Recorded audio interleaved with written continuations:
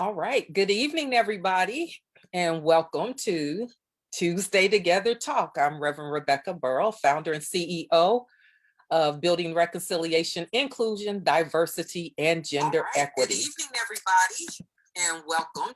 We have an echo, and that's okay because now we don't. So anyway, I'm excited to be back with you guys. It's last week, as you know, I had to step away for a minute and I did miss hanging out with you all, but we're back and I am so excited for this evening.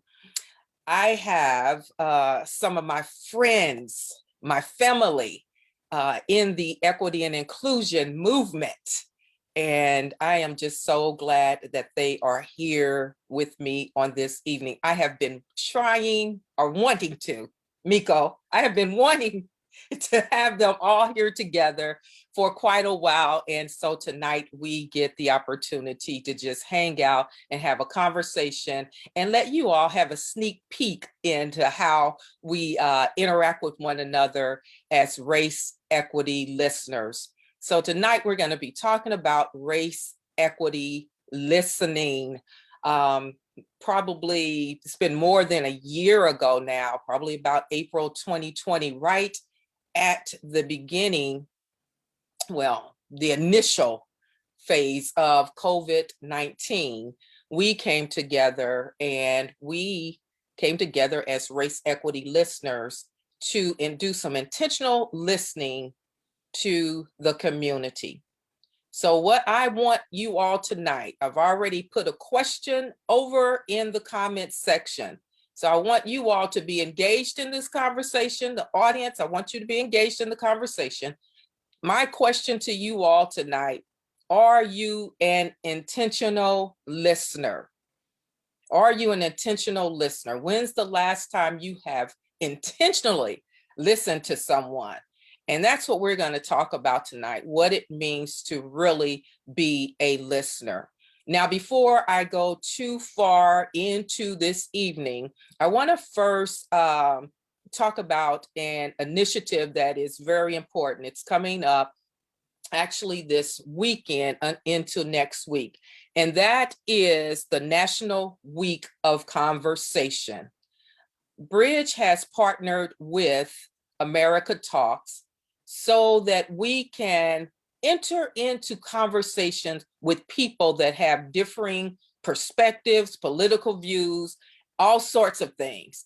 We want to sit down and have conversation with people that is not in our circle, might not even be somebody that you would even be friends with on Facebook. But this is an intentional week of conversating with people that might have a difference of opinion or a different perspective, because the goal is for us to bridge this divide in America. We talk about uniting, but at the same time, we retreat to our corners or to our groups. And there's no way you can unite if you only hang out with the people you agree with. So National Week of Conversation, I'm going to drop some information in the comments section before the night is out, but I want you all to take part in some of these very important conversations. And I think this conversation that we'll have tonight will kick it off. So let me tell you who's hanging out with me tonight. I'm going to tell you their names and then they're going to introduce themselves. So I have Alyssa Bedard. Y'all might remember Alyssa, who hung out with me a couple of times on Tuesday Together Talk. We had a great conversation about white privilege. We have Miko, Reverend Miko Seymour, who has been he's been with us on Tuesday Together Talk a couple of times. I know we talked about COVID and uniting the country. We talked about quite a bit during that conversation that you and Carrie and I shared. We have Hillary with Green Book of Tampa Bay, who has been with Bridge with Tuesday Together Talk also. And of course, y'all know by now, Miss Caroline Carrie Hepburn. She hangs out with us from time to time. And so we're glad to have her. So I want y'all to go ahead and take yourselves off mute. And Alyssa, let's start with you. Tell the people who you are, Yeah. what you do, and where you do it. Okay, awesome. Thank you so much for having me again. It's an honor to be here. It is an honor to be here with the people that I have become so close with and that I love dearly. So my name is Alyssa Bedard. I am the owner and sole doula of Breathing Through Life Doula and Birth Services. I am also one of the equity directors for the St. Pietian Collaborative. I am from St. Pete. I'm a St. Pete native, and I have enjoyed listening all throughout St. Pete, but primarily in the Childs Park area, as well as the Crescent Lake area, a little bit in the Tyrone area, and yeah, that's what I do. I listen. I am an advocate for equity in all spaces. I am a local doula and an educator, and I shine light where light is needed. All right. All right. She's shining light. We're glad Yes. about that. Thank you, Alyssa. Miss Hillary, tell us who you are, what you do, and where you do it, and even why you do it if you want to let us know. Ooh, the why I do it question. Hillary Van Dyke. I am an educator by trade. I'm a diversity, equity, inclusion practitioner. All day, every day. And then beyond the 9 to 5, I'm also co-founder of Green Book of Tampa Bay, like Dr. Burrows said. I'm the host of Podcast Pedagogy, and we're on season 2. I mean, I'm on season 2, not we. I'm a volunteer leader for Outdoor Afro St. Pete in Tampa Bay, which is Outdoor Afro is a national nonprofit that seeks to celebrate and inspire Black leadership in nature. And I'm the volunteer leader for the local network here. So definitely find us on Facebook if you like being outside and come hike with us. And I'm currently working on a doctorate in social sciences curriculum and instruction at the University of South Florida. And everything that I do at the end of the day is really just thinking about, is there any way that my work can impact and enhance and improve the lives of Black youth? Thank you, Miss Hillary, and congratulations on working towards that doctorate degree and everything that you do. We appreciate you. Reverend Miko Seymour. This is one of the brothers of the group. We have another brother, Jabbar, who's not with us this evening, but Reverend Miko is he was our leader, so to speak. He kept us focused. He kept us grounded. And for that, we are grateful. So Miko, I want you to introduce yourself and tell the people who you are and what you do. But I also want you to introduce the people to the rails as far as what it means. What is race equity listening? Yep, sure. So my name is Miko Seymour. I have been living in St. Petersburg for almost 6 years now. I'm an executive pastor at a local church here in the city. I'm the CEO of the St. Pietian and an equity director for St. Pietian Collaborative. I host a podcast, much like Hillary, called the Altitude Collective. We are actually moving into my third season this summer. Looking forward to it. I do get to serve in the city government structure here.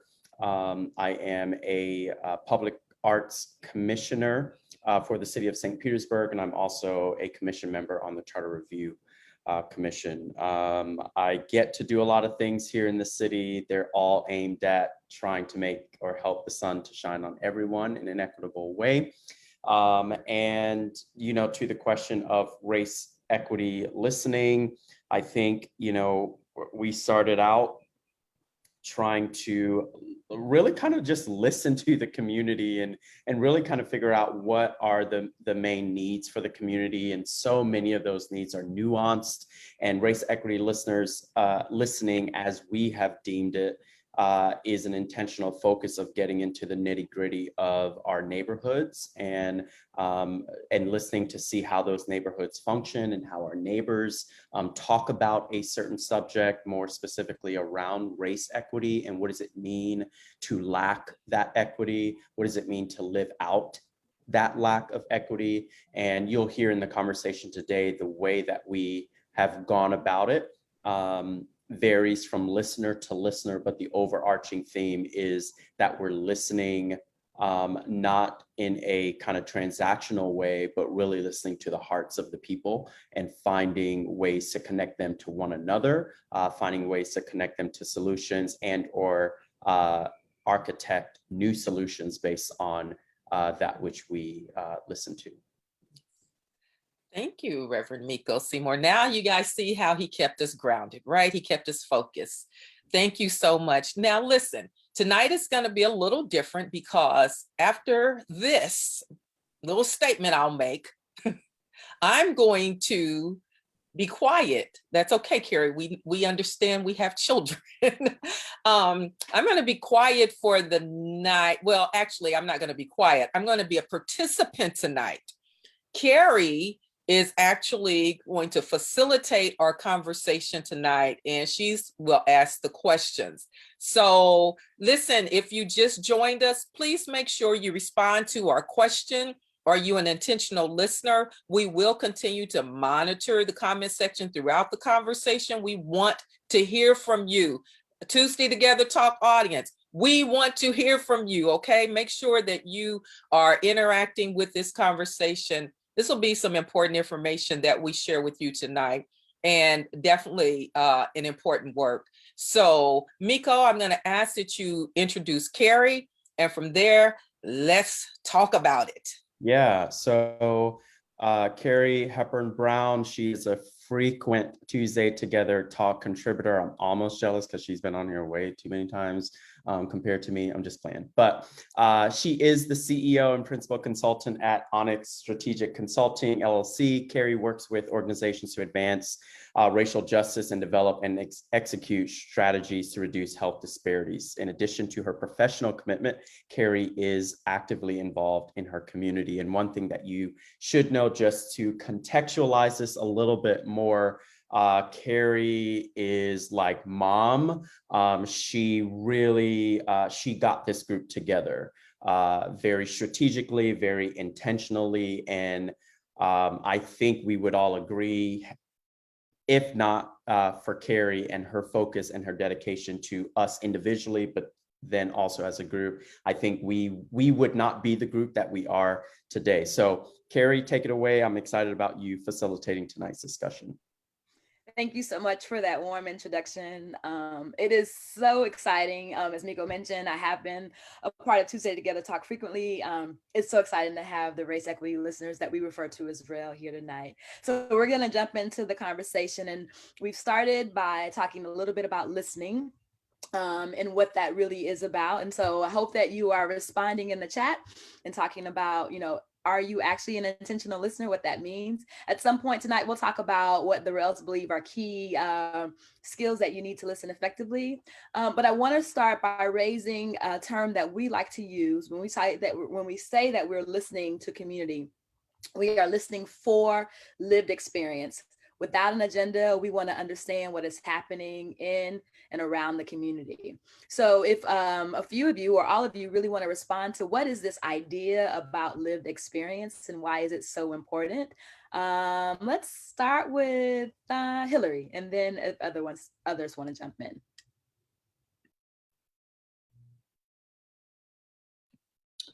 I wasn't ready to start. Can you start with like Miko?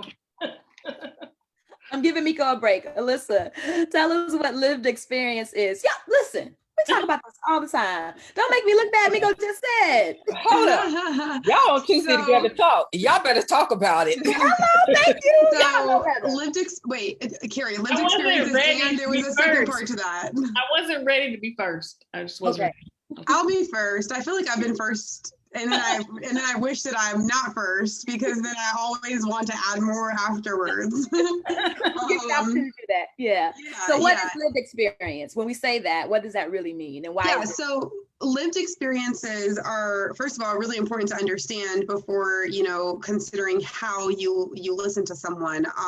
Someone's lived experience is by their own perception It's their own opinion of what they have experienced. And from an outsider's perspective, you can very easily think that maybe because someone grew up in the same neighborhood, or maybe because they came from the same family, that they have a shared experience. And maybe they do have some shared elements of their experience, but their particular individual lived experience is something that only they have, only they can interpret, and only they can share. And so when we are intentionally listening to someone's lived experience, even if it goes against, or maybe it's a little bit counterintuitive to what we have in our own built up perceptions of life or situations or beliefs or values, someone's lived experience is something that only they have and that they carry. It's a tool that they use to move through other life experiences, right? You build upon your lived experiences, you learn lessons from your lived experiences, and no one person has that same experience despite how close they might be, or despite how close they may have grown up. Yeah, that's lived experience ish. And I would also say that lived experience is also the filter by which people engage the world, right? Yeah. And so like everything is colored by that experience. And I like to kind of liken lived experience to like, it's my story. It's how I grew up and how I kind of navigated my world throughout my lifetime, right? Every single interaction with a person or a situation, a consequence to a decision, how I engaged in a decision, how things were maybe placed on me and I had to navigate that, hurts and joyful moments, all of those things that are relative to me, that becomes the totality of my lived experience. And so what then happens is we make decisions based on all of that. Sometimes you can even say baggage, but I don't mean it in the negative term so much, but it's the baggage of life that you kind of carry around as you continue forward. And so the lived experience becomes the filter by which you make decisions, you interact with other people. And I'm sure we're going to talk about this, but we will find that there are certain decisions that sometimes when we're sitting and we're listening to, someone in a session or a group of people in sessions, we may come in maybe thinking, oh, this is going to go a certain way. But because we don't know a person's lived experience, what we have learned over the last year is to kind of walk into a listening session kind of just free and open to whatever may happen. And oftentimes we are surprised because a person in a listening session may say something and then they also tell us their story. And all of a sudden it's like, oh, okay, I understand why you may think that way. I understand why you've made a decision. So that's how I kind of look at it. I wanted to add that to Alyssa's. And this is why Miko goes first. So I want to just It's so good, quickly, Miko. Thank you. oh, I'm sorry, Alyssa. It's okay. I real quickly want to just add to what Miko said, because I think that it's important for us to highlight that lived experiences are also shaped by the way systems inform how we have to navigate the world. Yes. So, for example, I'm a mother to two premature, they're adults now, but they were babies. My experience at that time and my lived experience, my story may be totally different than another woman who had premature children and had to navigate a system, especially if that woman was white, okay? So our lived experiences, we can have those commonalities, which I think is so difficult for us to manage our commonalities, but our commonalities can still result in a different lived experience and a different story. Yeah. I love it. So you've heard from 4 of the 5 rails, 3 of the 4. So Hillary, I can't add, I'm counting myself. I am not a rail. I think the only thing I would add is just trying to, at least for me, trying to make sure that my own lived experiences are not coloring the way that I'm like hearing the people. good. And so just trying to write like exactly what they're saying and not interpreting anything at all is also just something to be cognizant of when you're doing that work. I want to come back to that, Hillary. But if you would add a little bit about why is listening to lived experience important in the first place? What's the point? What's the value? First of all, I have to say I've gotten like really obsessed in my own actual job with that concept of actually like the people that are doing the work, just having them talk to you about how that's going and then trying to learn from them. I think especially systems leaders get so far away from the work, or they just have never even had that experience to understand what's going on. And so there's, of course, the doing the research, learning the things from that point of view. But at the end of the day, like actually listening to the stakeholders that are like in the situation, I think informs your work more than like any beautifully written dissertation ever would, or piece of research or consultant. And so just thinking about like how can I convince other people to also want to hear what these people have had to say. And so, and even that like is a navigation too, because I think when you think about, and I'm going to get nerdy real quick, but like in my doctorate right now, there's the research classes where you're like qualitative research. They talk about how it doesn't matter how big your sample size is, but then in quantitative research, they're like, it totally matters. And so I think that's the other struggle with this sort of work too, is like trying to help people see the value of those lived experiences, even if you're not listening to like 100 people a month, that there's still a lot to learn from what people are actually experiencing.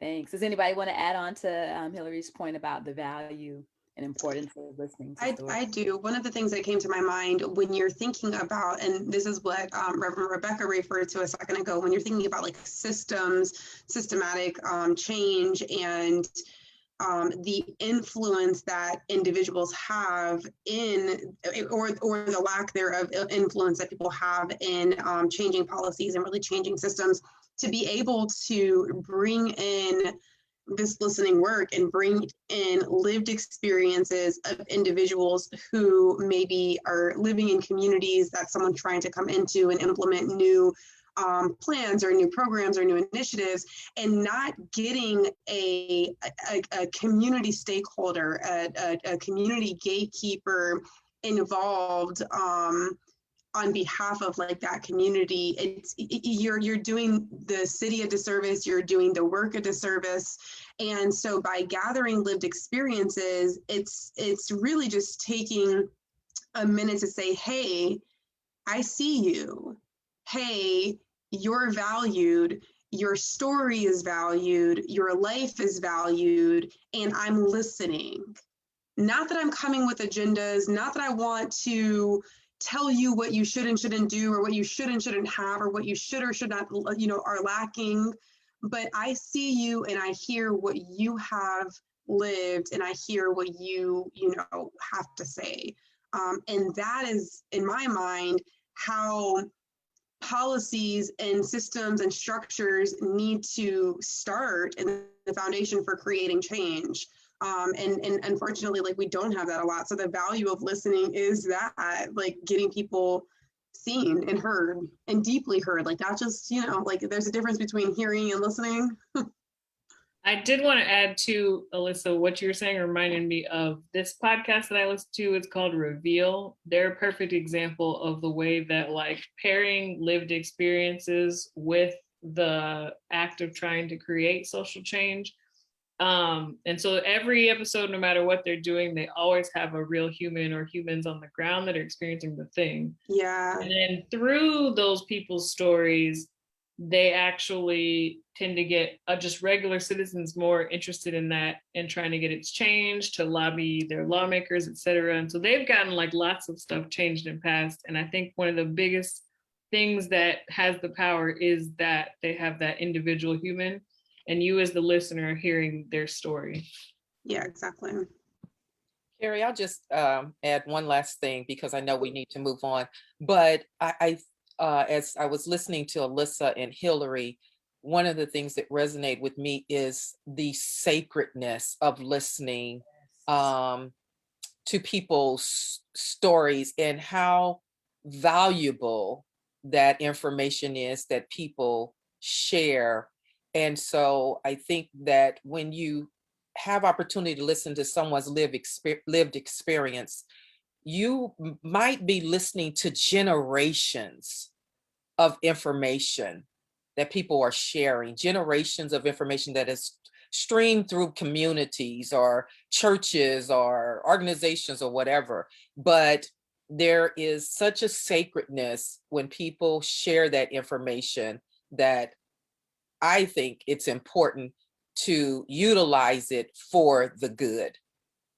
Absolutely, absolutely. Miko, jump in. I see you nodding. I know you got something you want to No, add. I just love the way that that was crafted, you know, just a sacredness to the story. And if somebody, and I don't know if we're going to get to this, but as Rels, we've all felt this. We've talked to one another about it. It's, you do walk into a session and out of a session feeling a sense of, you know, there is a little bit of an honor, like you feel honored that someone would even take time to share, you know, their lived experiences. And oftentimes, and I'm sure we'll talk through some of this, oftentimes some of the stories, I mean, you have to understand, we were listening, you know, I think Dr. Burrows said it earlier, at the top of the pandemic, through all of the social conversations that have been happening in this country, through shock and awe moments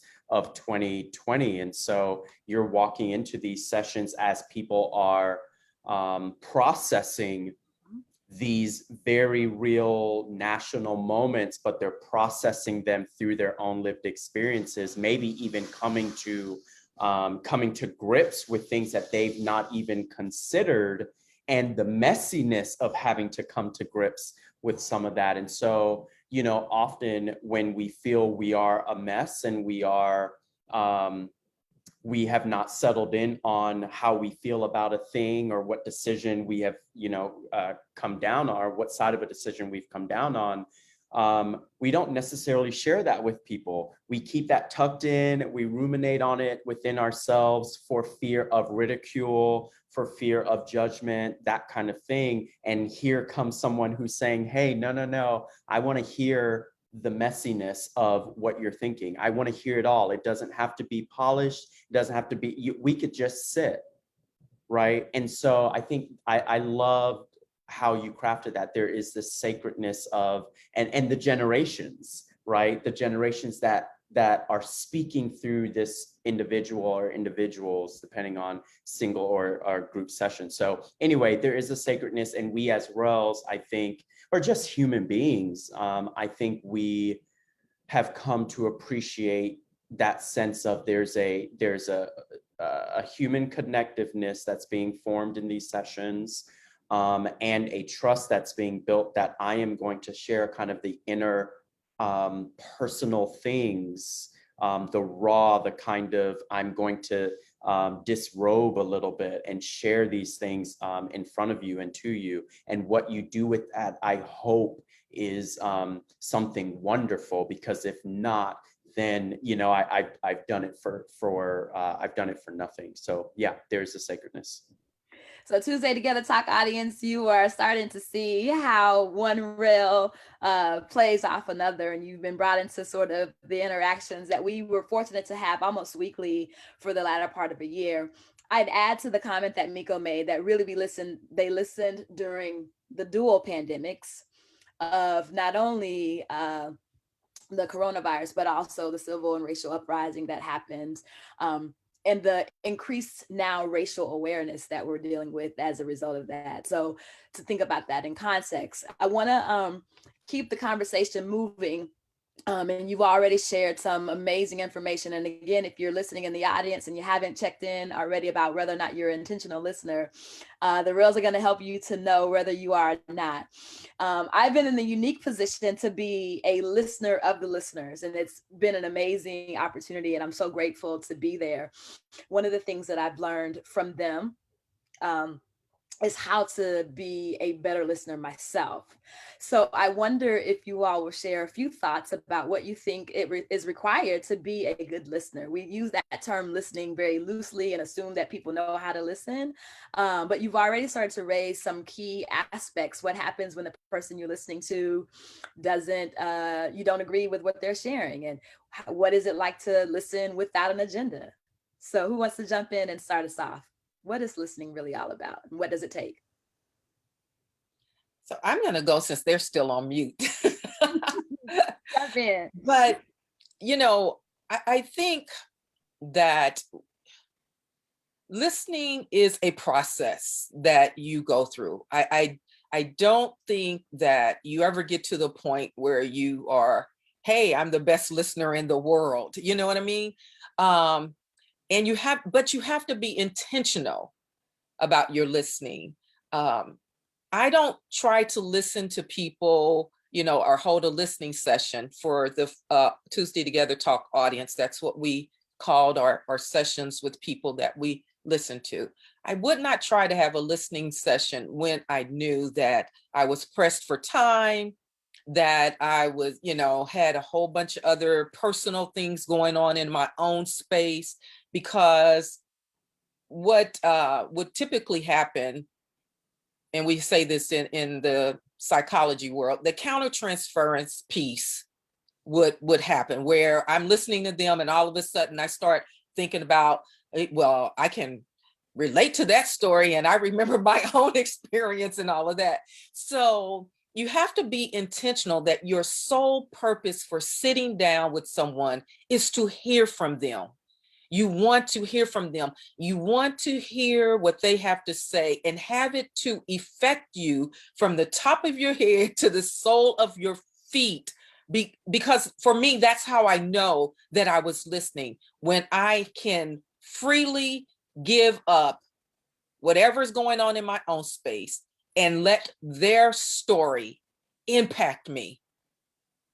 So intentionality, I guess, for me is one of the number one skill sets that a listener needs. Powerful. Yeah. Go ahead, Miko. Yeah. Alyssa went first. Go ahead. Alyssa, sorry. And yes, I definitely agree. Intentionality. That was going to be the first thing I said. And then as Reverend Rebecca was speaking, I was reminded about our need as RELs to also find a safe space to potentially debrief in between sessions, so that we don't carry out feelings, heavy feelings, strong feelings into other listening sessions.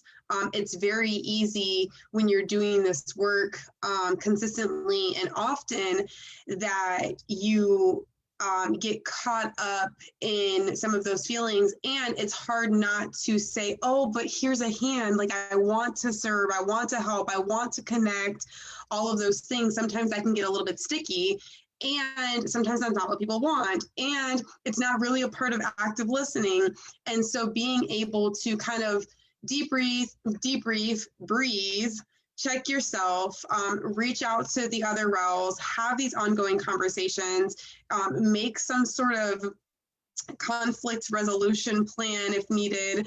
And then sometimes it's also okay to end a session if it needs to end and say, like, hey, I'd love to catch up with you next time if it's a little bit too much, or if somebody has said something, that is really off the wall. Because you have to think, we're listening with no agenda.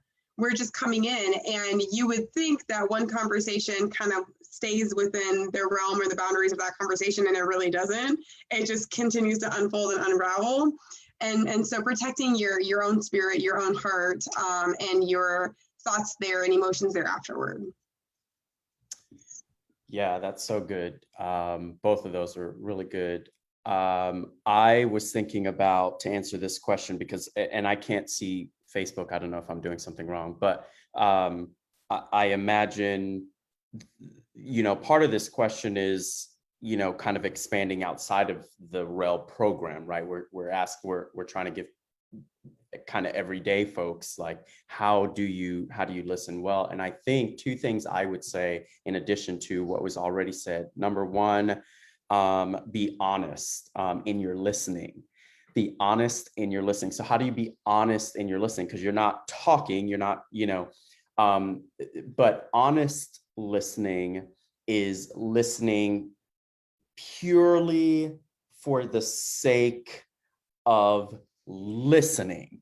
That's it, nothing else. If you go into a time where you're listening to someone, or into a session, if you want to use that language, and you feel like you got nothing out of that session, great, that's fine. That is absolutely fine.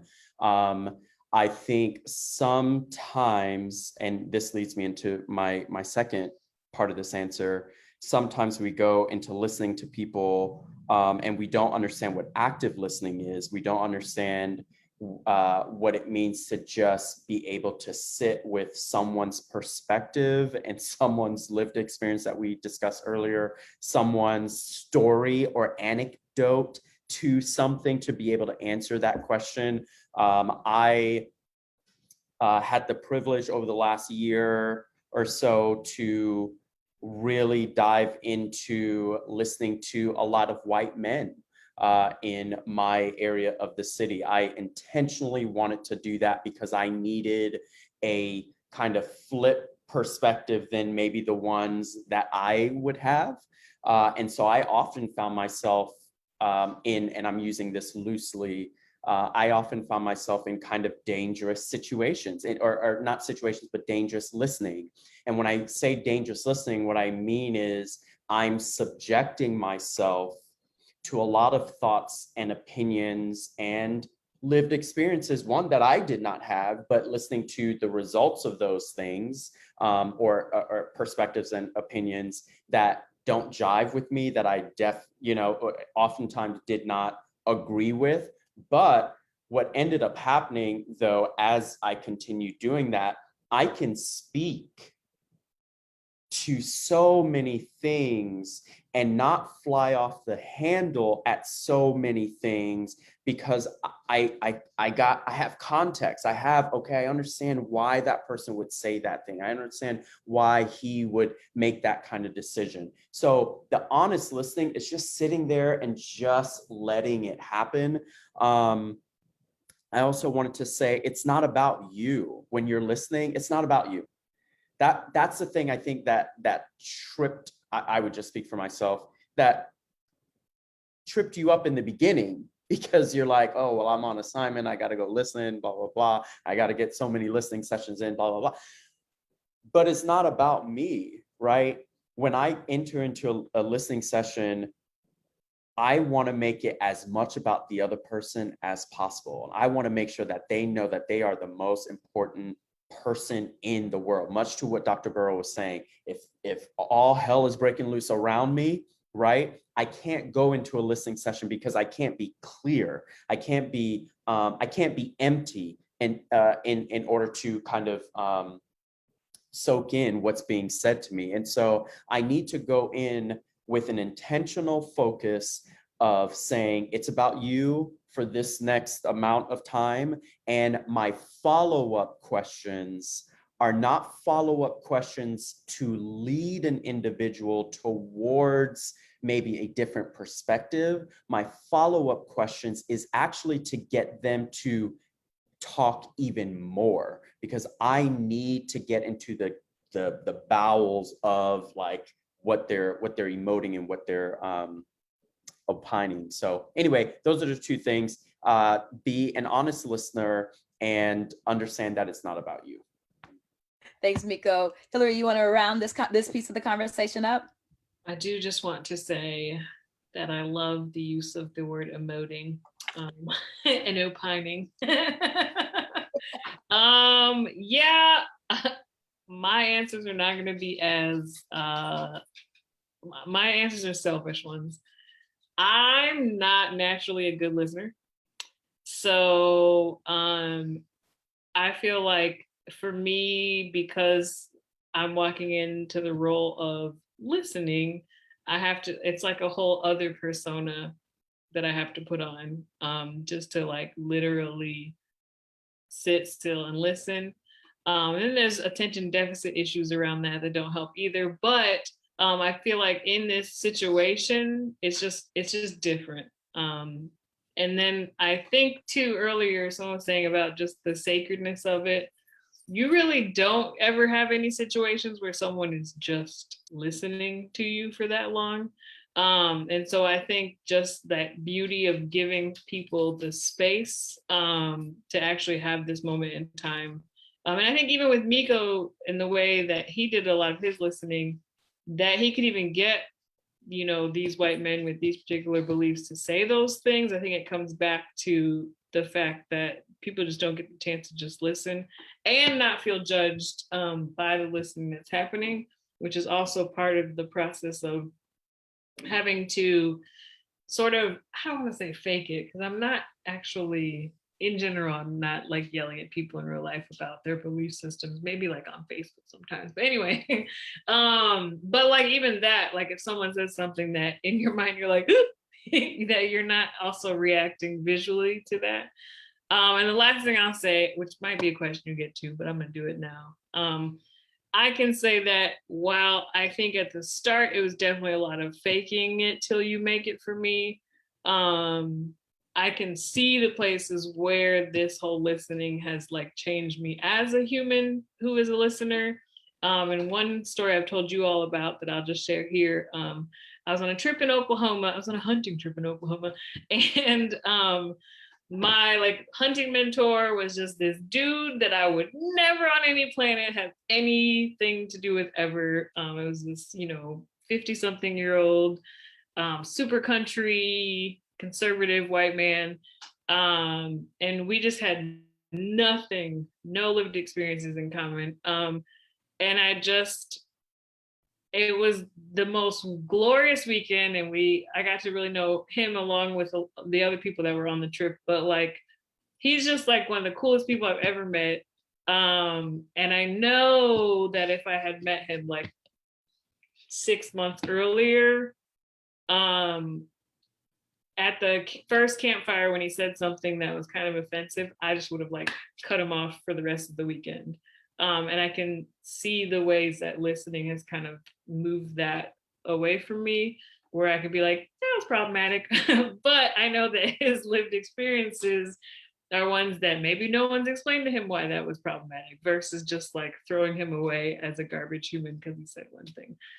So yeah. I love it. Reverend Rebecca wants to add, and then Miko wants to add, and I'm gonna try to summarize this part of the conversation. Well, mine is going to be real quick. I think one of the areas that was challenging for me in listening, and we all kind of talked about this, the rails, we all talked about this, is our typically our response to listening is to try to fix. And so we would want to fix whatever the situation was that somebody might be sharing, or maybe connect them to, you know, so they can get it fixed or whatever. And so that was the most challenging piece, was to just listen and learn how to not try to fix, because if I'm thinking about fixing the situation in that moment, that means that I am not doing, as Miko said, I'm not solely listening. That person might not have wanted me to try to fix whatever it was. And so then now I've stepped out of my role as listener and have turned into fixer, which is not what the person wants from me. Mm-hmm. So I think that was probably one of the most challenging things to overcome in listening, but also I think a very necessary skill for listening. Yeah. Yeah. And I think I'm just trying to like make sure that we're talking in a way, sharing our experience, but talking in a way that the audience, because they're not rels yet. But I think there's also a level of shedding or understanding that when you walk into kind of sessions, again, if we're using that word, that you are also being, or not also, you are being judged. And at least I was in my listening session. And so oftentimes I would walk into a listening session and they have preconceived notions of me and why I'm listening. And I had a couple of people kind of like walk out of a session. Remember, I'm not talking, I'm just listening, but walk out of a session because they would work themselves up so much in their speaking to me and see that I'm not responding and think that I'm not responding because I disagree with them or whatever, and all the things. And so there is also this kind of idea that we've really been talking about over the last several months around relational listening. So it is this idea that you can't always jump into the big things in the first time or the first sessions. Like sometimes it really is, hey, just tell me a little bit about yourself. And that can go on for an hour. And then that's a wrap. That's the end of the session. Maybe there's not a lot there that could be quantified, right? But you're developing a relationship with that person so that the next time you have a listening session, the intros are out of the way, you've gotten to know one another. And so you can go a little bit deeper. And so sometimes I think most of us, if not all of us, we have folks that we've been listening to for several months, if not the entire time that we've been Rels, to just kind of track their journey. But a lot of that just started with, hey, I just want to get to know you, through Zoom coffee and all that stuff. So I just wanted to add that. Something Hillary said triggered that for me. I think you all have offered a lot of great insight about what it takes to be a good listener. So I'll summarize a couple of the things. First of all, we've identified that this really is a process. You have to be intentional. You need to be honest. You need to have some boundaries in a safe space to be able to debrief. You have to, you should definitely be prepared, and you need to remember that it's not about you. If you're listening without an agenda, it is not to react, it is simply to listen, to be able to do it without judgment. And by staying involved and realizing that your role in this particular situation is not to try to fix the situation or the person, it's really just to allow them to get it out and process. So we want to ask the Tuesday Together Talk audience, hearing all those characteristics and traits, what else would you add about what it takes to be a listener? And as you're doing this group, I'm going to share a couple of comments. So Lisa Friday shares that she is, most times she's an intentional listener. She's a work in progress. Now says that a lived experience is unique to each individual, and a lot of time explains why a person is the way they are. It explains a great deal about the person. Now we appreciate that perspective. We also asked in the chat, when is the last time someone listened to your story? So Lisa shared that she's certainly struggling when listening to an off-the-wall conversation, and you all have had a lot of experience with that. That happened to her a few months ago when she had to excuse herself from the conversation and move across the room. So you might be able to relate. So in the time, oh my gosh, y'all, in the short amount of time we have left, if we could maybe bring the audience into the experience, sort of like what would we call these listening sessions? So it was a scheduled opportunity sometimes to talk to people. And then I also want to talk about how that transitioned a little bit. But, going into, as Hillary sort of pointed out, like, you got to be prepared, like, honestly, like, assess, are you ready, and how are you going to be able to do this? Can you share a little bit about what it's like, the process, maybe length of time, how you got people that you listen to? And I want to make sure we save time to talk about and go back to what Hillary was saying about how has listening changed you? Can I go real quick? Yeah. Yes. I'll make it real quick. And you guys will hear this throughout all the answers. Sometimes it is scheduled. Oftentimes for me, it wasn't. It is due to the nature of my job. I just do this for a living. And so it's engaging people in conversation. And so with that being said, sometimes it is scheduled early on. It was very much so on Zoom. Hey, let's jump on a Zoom call for an hour and we'll chat. The other, fast forwarding to November elections, my church is a precinct. Actually, it's, I think, about 5 precincts all in one.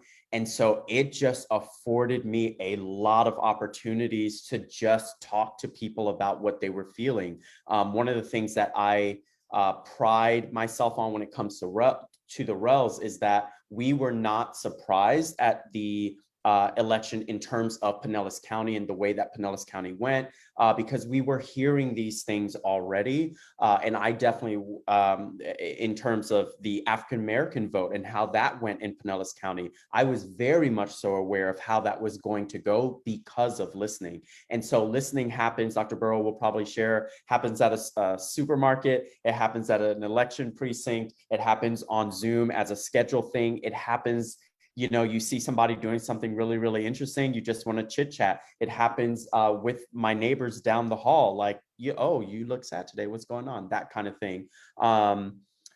If it is a designated, like, we're going in there to listen, and that usually, for me, and I'll just speak for me, that usually happens with people that I have been listening to, and so we just have scheduled time.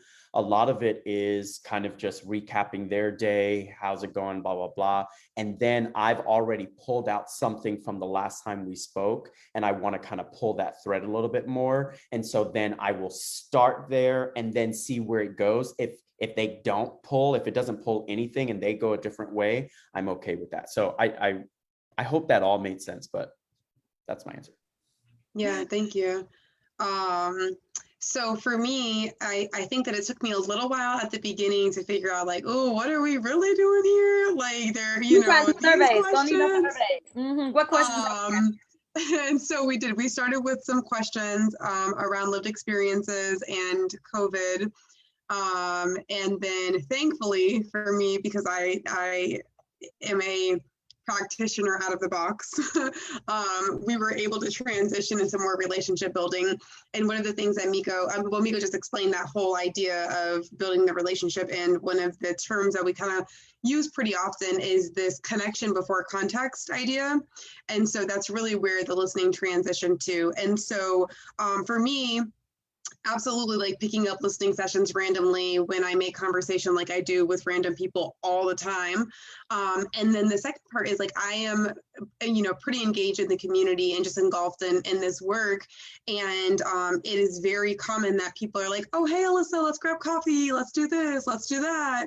And so I grabbed that opportunity and created these Tuesday meet and greets. And so for the past, I don't know, 6 months or so, I've been doing these Tuesday meet and greets where I open my schedule and I meet with anybody who wants to meet with me. Most of this interaction happens through online social media interaction. And then it literally just starts by, hey, like, tell me a little bit about you. You know, and then, like Miko was saying, you know, you hear these certain things and you kind of pull in the thread a little bit and get a little bit more deeper.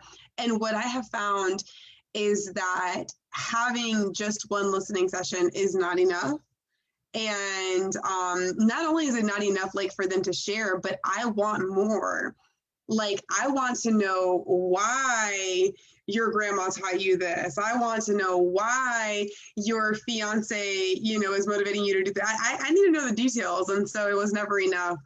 So yeah, both that interaction, social media, online space, and then just taking the opportunity to listen for sessions in your daily living. Yeah, Alyssa, I think you bring up the challenge, right? Which is listening to where they go with the story as opposed to listening for where you want them to go to the story. We talk a little bit for those of us who are trained in the framework of a courageous conversation, mindful inquiry. So it's like, yeah, I want to know, how'd you get that cheap airline ticket? But you want to tell me why it was such a great vacation. Right. And, you know, keeping things in the same context, keeping things local, personal, immediate. How do I like, how are we encouraged and motivated by these conversations, and then what can we do with it outside of them?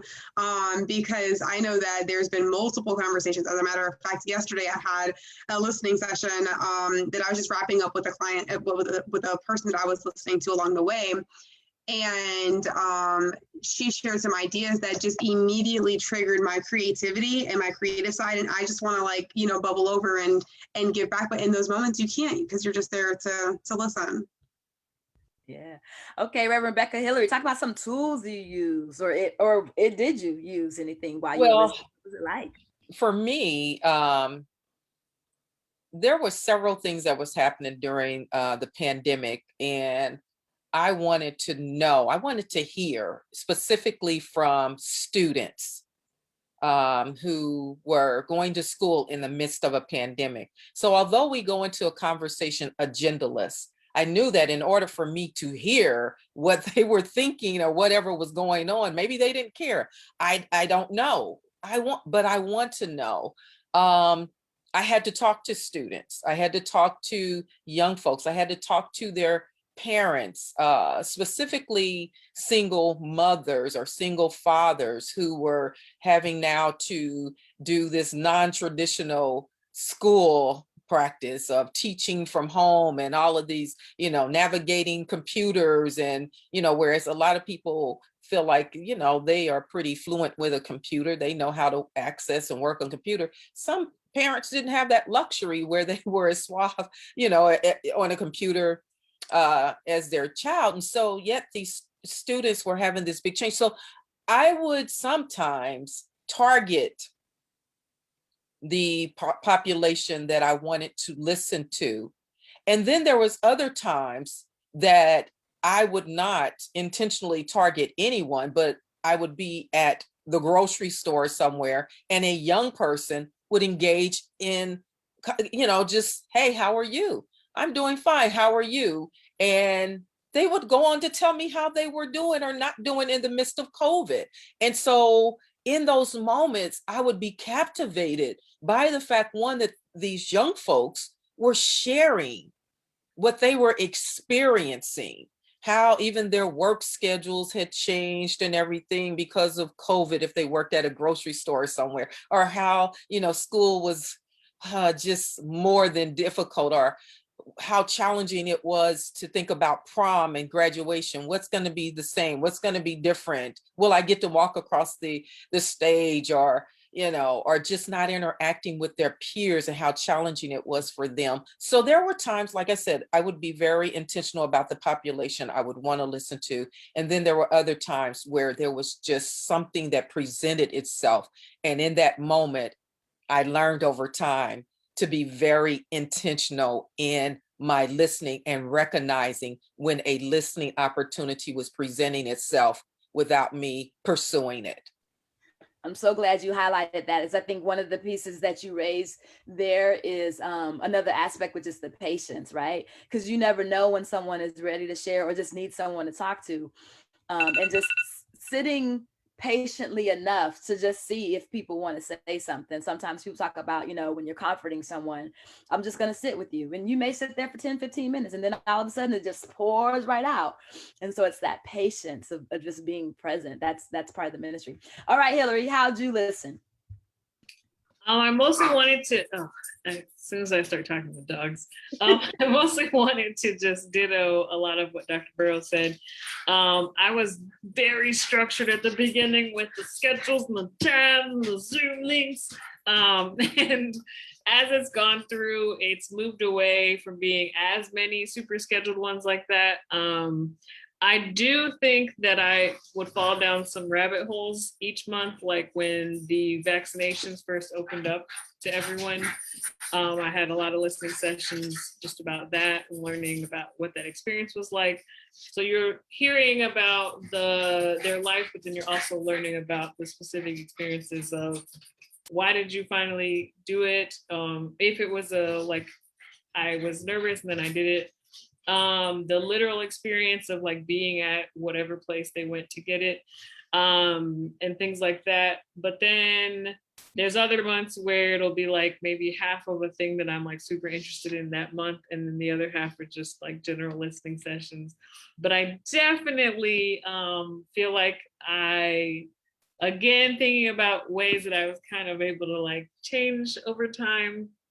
The biggest thing was finding the opportunities to listen in weird places that you wouldn't have thought of at the beginning as a place that you could just be like, hey, and have a conversation that way. Thanks, Hillary. Okay, Alyssa, I see you, but before you do, I just want to share a couple things. So Rochelle responded to the question, when is the last time someone listened to your story? She mentioned one of her friends, Miss D. And also she wants to particularly thank you all as guest panelists for sharing your life stories and showing compassion to listen to other people's stories and have others feel heard instead of dismissed. And I know that that is really and truly the gift that you give. So we are almost out of time. I mean, technically we are, but you know how we are. But I think this piece is too important not to get out. What have you learned about yourself from Dina? This one is so deep, and I already was off mute, so. So you might as well just go ahead and jump in. I will start. And one of the things that Hillary just said something that made me think that I think that it's important for us to share this, is that we listened during such an important and pivotal moment in our lives, like in our generations, in our country, in our city, and people were losing people. There were so many listening sessions around death from COVID and death from community and death to spirit from being broken for so long and not being seen and not being heard. And I'm not sure what Hillary just said that made me think of that. Like, I just wanted to like magnify that reality for a second, because listening is very real and very raw, and it can literally change who you are, right? And so to transition that into what I've learned, I do want to just add that you all did this while you were experiencing that same sense of loss and challenge. And that is crucial and critical to listen to. I consider myself the most fortunate of the group because I got a chance to talk to each of you as you were doing the work of listening. And so I would say just to the audience that what one of the things that we did mention, but I think you've heard undertone, is the self-sacrifice. Miko said it, it's not about you, but it's even more than that. It is intentionally putting yourself behind and being available to other people. Yeah, thank you. Thank you for that, Carrie. You're absolutely right. And so one of the, like, with that tone, one of the things, I learned so many things. One would be that I am like no saint. I am no healer necessarily. Like, I can be used in healing spaces. I can be used to connect people, but I am human and I hurt with humans. And I think that that was the biggest thing that I have learned. And it was also the hardest thing to experience, because I don't have all the answers and I don't have all the puzzle pieces. And as a person who seeks to find understanding and seeks to, solve problems, it was very difficult for me to continue to listen and listen. And I heard people hurting deeply on so many levels and so for so many reasons. And so I learned about vulnerability, and I learned about the power of vulnerability and how that connects intimacy with strangers. Like, there are people that, I've listened to just a couple of times that will have a space in my heart and a space for who I am and a connection to me just because I listened deeply to who they are and their lived experiences. Yeah, I'll just stop there because of time. I learned a lot. Thanks, Alyssa. Who's ready? Hillary. You already started down that path. Yeah, I mean, I think can you say the question again? Is it what I've learned about myself or how I've changed?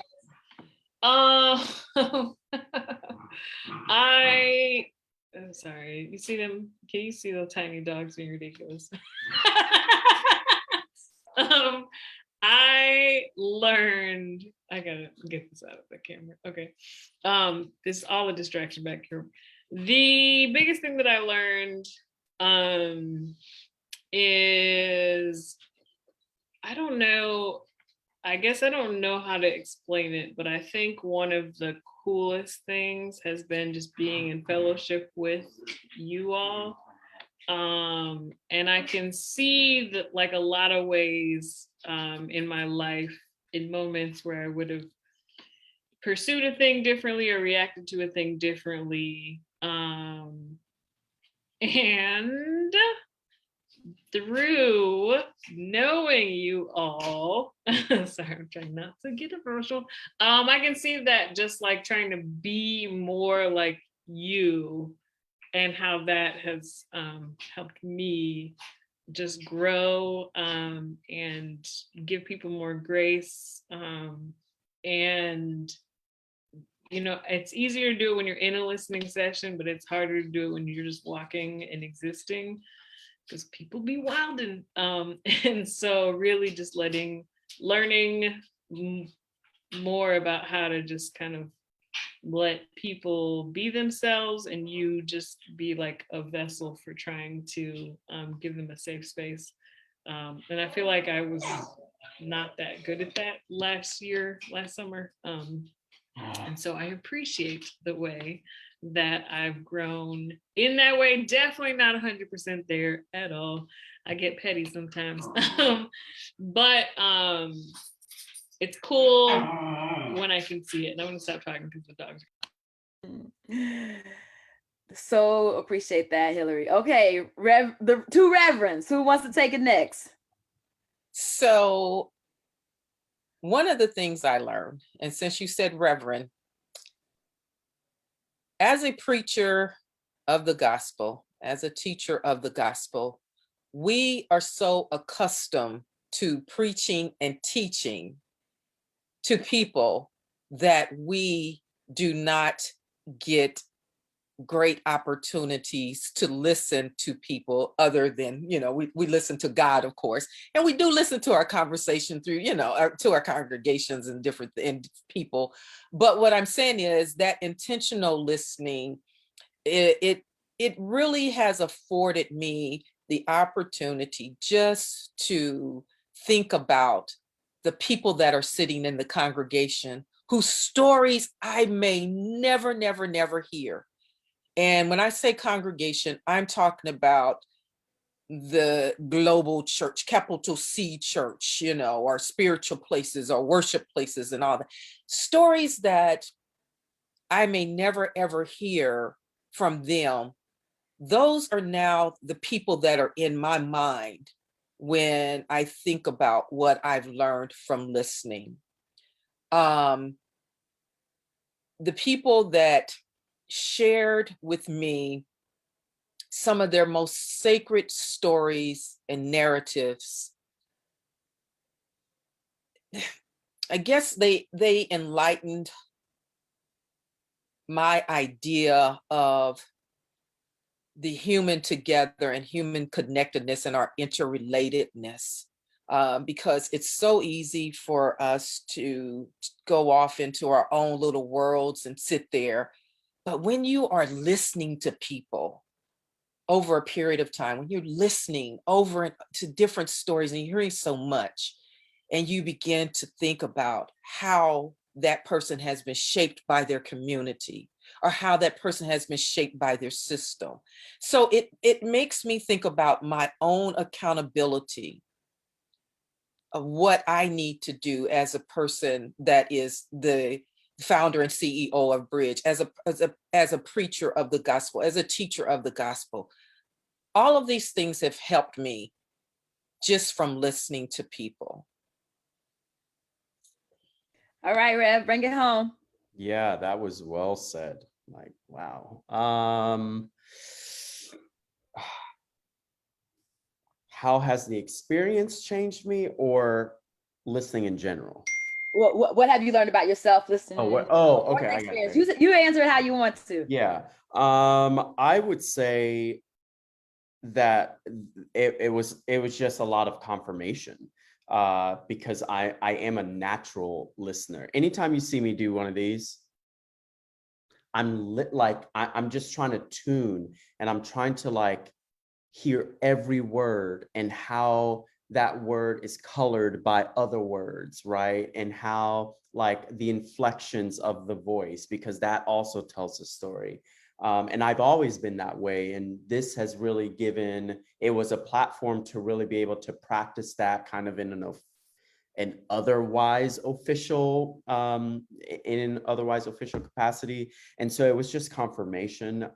And then also it was confirmation in the sense that again, this is, if anybody out there watching this wants to talk with me, connect. But in my in my sphere of listening during the dual pandemics, it confirmed that we're not so far gone as many would try to force us to believe. We're not. Now there are some okay, but we're not we're not so far gone. And collectively, we're not so far apart.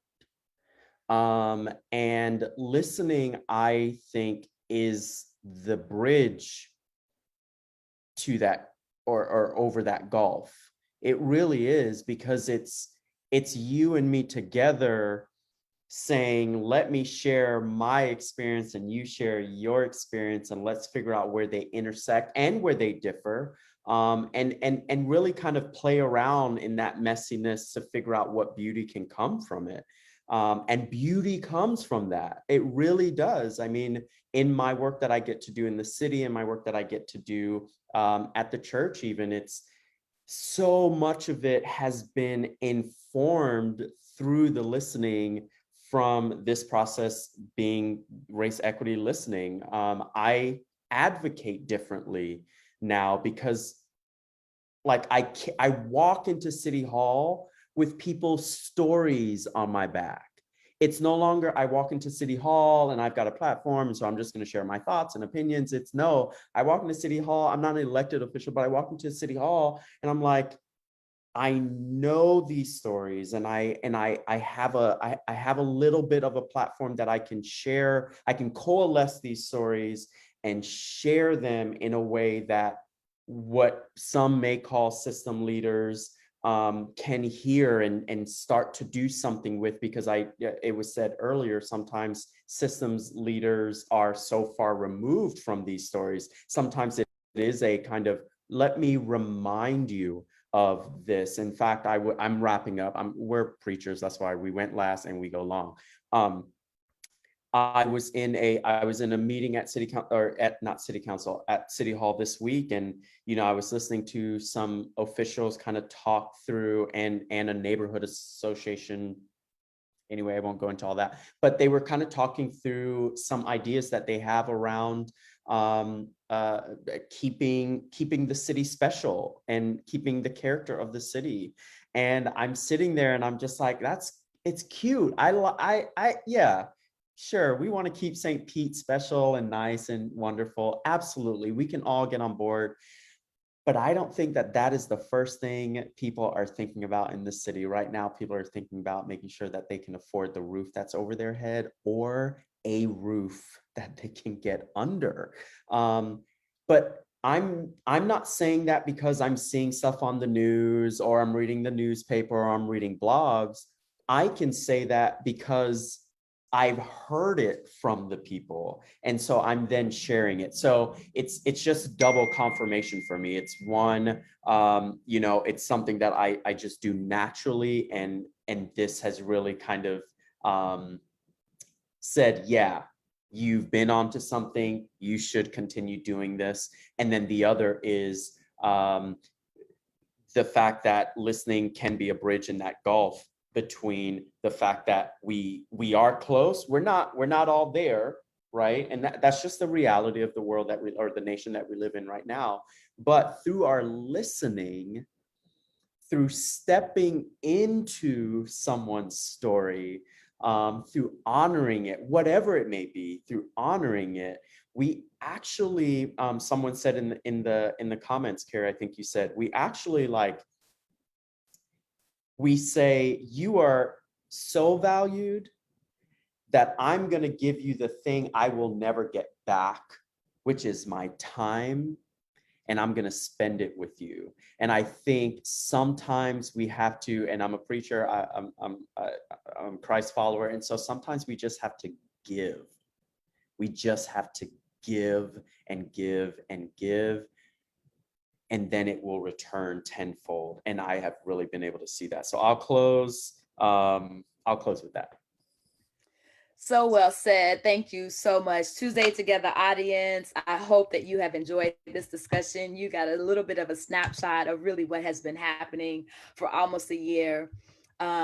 You hopefully have seen the connection in the community in this group, and it is because we literally have done life together for a year, virtually. To be completely honest, there are some of us who still have not met IRL in real life, but that's a whole nother conversation. I am going to mention one comment now reminds us all that it's important not to shut someone off and form an opinion before they finish speaking. That's how you are also a good listener. I'm going to throw it back to Reverend Rebecca to close us out and tell us what's up for the Tuesday Together audience coming next week. Thank you all so much. It has been my pleasure to ride with you on this journey. I'm so honored. Thank you. Thank you, Hillary. Thank you, Alyssa. Thank you, Miko. Thank you, Carrie, for sharing with the audience what race equity listening is and how we've gone about it over this last year and some change. I am so grateful to each of you because you all are some of the most passionate, compassionate, intelligent, insightful, driven, purposeful people that I have met in the area of the inclusion and equity movement and social justice movement. And for that, I am so thankful to have had more than a year of just meeting with you all weekly. And for those of you in the Tuesday Together talk audience that don't know, I've never met Hillary in person or in real life, as they say. Miko, I haven't met in real life. And Alyssa, I have only met briefly at a table. But yet we have built this wonderful team and family of listeners. And my hope is that Tuesday Together talk audience have been able to sense our connection and how passionate we are about listening to the populations, specifically in the Tampa Bay area, St. Pete, Clearwater, and Hillsborough County, but also around the world. Because what Miko did not get to share with you all tonight, he has traveled to listen. And some of us has listened virtually, to in other places, but thank you all so much. I want to real quickly just remind you all, for those of you that are interested in maybe practicing listening, the next week is National Week of Conversation. You can find the link in the comments section.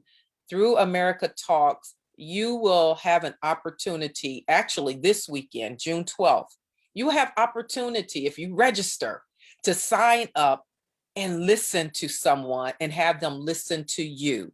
It's a real quick sign up process. It will only be 1 hour of your time on this Saturday where you can just have an opportunity to listen. And as Miko, Reverend Seymour said, the purpose is for us to bridge the divide and understand that we can do this together. Also, because we are partnering with America Talks, next week, we did not get to have the conversation Human Together last week. So next week, we're going to have that conversation Human Together for our next Tuesday Together Talk. Reverend Elder Marcus White will be our 6 o'clock to 6:30 guest, and then Carrie will come and join me. Yes, Miko, Carrie, I called you Miko. I tried to get you, Miko. I wanted you for this, but I got something else for you, Miko, coming up real soon, I hope. But Carrie will join us for that second half hour. And then I'm going to go ahead and speak this out there. I really want Miko to come on and have a conversation with the Tuesday Together Talk audience about agency and power, and how agency is much more important and purposeful and for your life than achieving power. How you can. Okay, so Miko, I want you to come on and talk about agency. Y'all heard it. Y'all saw his face. He said yes. He gave me the thumbs up. Okay. So thank you all again, Tuesday Together Talk. I appreciate you all to continue to hang out with us every week, or however you hang out with us, whether you watch us on the video live stream or you go back and replay a video. Make sure you go and replay this, share this video with people in your circle, because one of the things that we all can do better, that is listening. I am, once again, Reverend Rebecca, and I appreciate you. You can always follow us or catch up with us at www.reconciliationandequity.com, or follow us on Facebook at Reconciliation and Equity, or follow us on Instagram. Miko and Hillary are going to help me with my Instagram at Reconciliation and Equity. We are, all these folks sitting here on this panel tonight, we are on a mission to create a more equitable, inclusive, and just world. And you know what? With Tuesday Together Talk audience, we can do this. All right. God bless you all. Thank you all again, panelists, guest conversationalists. Thank you, family. I appreciate you all. Good night and God bless you.